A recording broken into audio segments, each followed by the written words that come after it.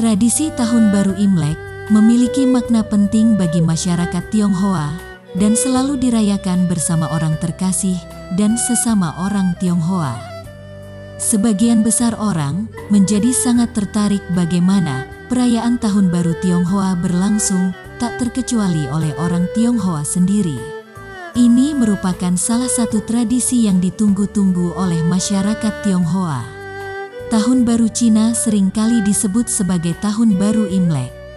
Namun, tahukah Anda bahwa kata Imlek sendiri bukanlah berasal dari bahasa Tionghoa? Kata ini diambil dari bahasa yang dinamakan Hokkien yang digunakan oleh orang Indonesia.